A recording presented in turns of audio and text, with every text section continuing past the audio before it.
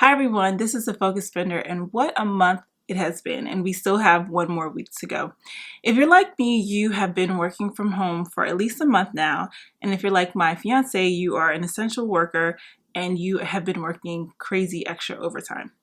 But either way, I know that you are extremely stressed because these are unprecedented, stressful times. My text, DMs, and emails really have been blowing up from friends, family members, strangers, all really looking for some type of financial guidance. And honestly, I just want to hide.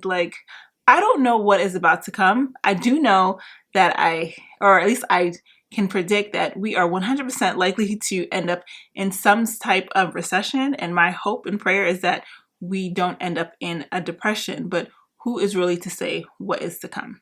Because honestly, if you had told me on March 1st that we were going to be quarantined and I was going to have to spend, maybe 3 to 6 weeks, 8 weeks, who knows how long in my apartment, I would have said you are crazy. And guess what? That is exactly what we are doing.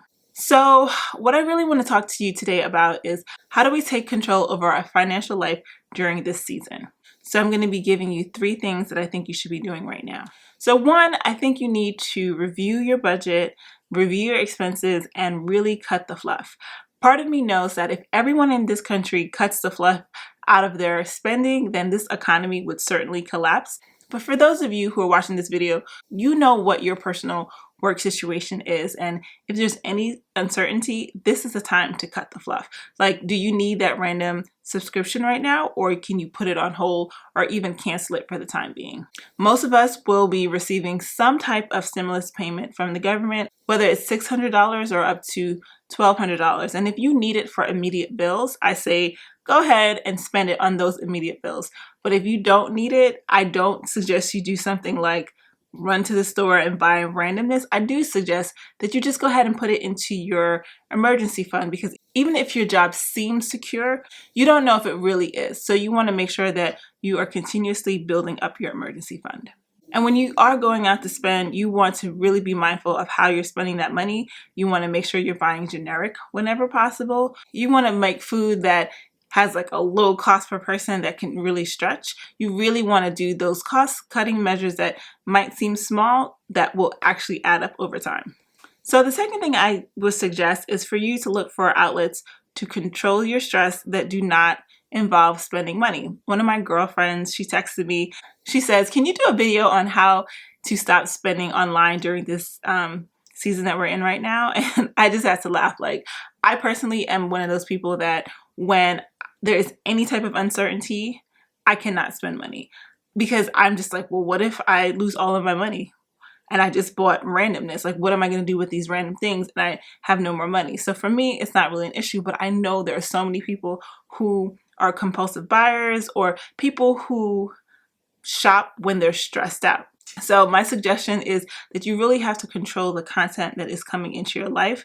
We're all going to be home a lot more than normal, consuming content like crazy. We're going to be bombarded with television ads. If we're looking on Facebook, those ads are going to pop up. But the one thing you can control is your email inbox. So if you are getting a lot of coupons from companies, go ahead and start unsubscribing, because think about this. A lot of these companies are going into break-even mode. They really need to make enough money to cover their expenses, so they're just trying to bring in as much revenue as possible. At some point, we're going to see crazy rock bottom sales thrown at us from every which way. And if you're not careful, you could really be easily led to overspend on things you don't even need. So start unsubscribing. And if you do anticipate that you are going to want to do some shopping, I say start building up a list of things that you know you need. And so when those deals come through, you can focus on those things as opposed to focusing on things that you don't really need. So number 3 is I really don't want anyone to make rash decisions on their 401k. I know this is on the forefront of everyone's mind. It's on the forefront of my mind. Yesterday, for the first time, I logged into Betterment, I logged into Vanguard just to check on my regular taxable account and to check on my IRA. And actually, I looked at Fidelity because I have an IRA with Vanguard, that's my Roth, and I have a traditional with Fidelity. And so Betterment wasn't that bad. I did not have that many losses. Vanguard, I lost about 22%. Fidelity, probably about the same 20% as well. I just have not even looked at my 401k because I'm like, what am I going to do?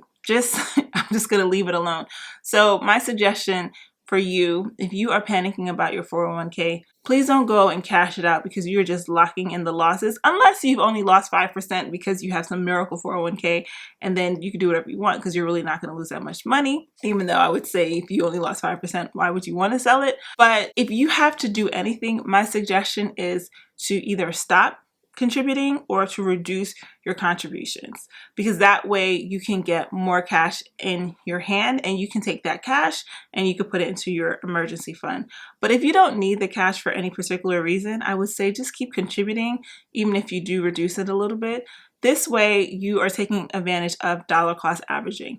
I don't know if the stock market is going to reach the historic highs that we had earlier this year, or when that will happen ever again. But if you take advantage of the lower prices right now and you keep contributing, eventually, whenever the stock market does go back up, whether it's a year from now, whether it's 3 years from now, you will at least be able to balance out your losses. So, like I said, please don't cash out your 401k. You might want to do some moving around of money a little bit, maybe move it from one type of investment to another. And you may want to just reduce or stop contributing altogether, but that's pretty much it. So I do hope you like this video. Please definitely share it with anyone who needs it. I want everyone to be safe, to wash your hands, and just, practice a little bit of social distancing. I do not want to see people at brunch, even though everything's probably shut down at this point, or on the beach in Miami. Just keep your distance from people. Let me know if you have any questions or comments in the box below, and I'm definitely going to also leave some resources that might be helpful in the description box. I will see you in the next video. Thanks. Bye-bye.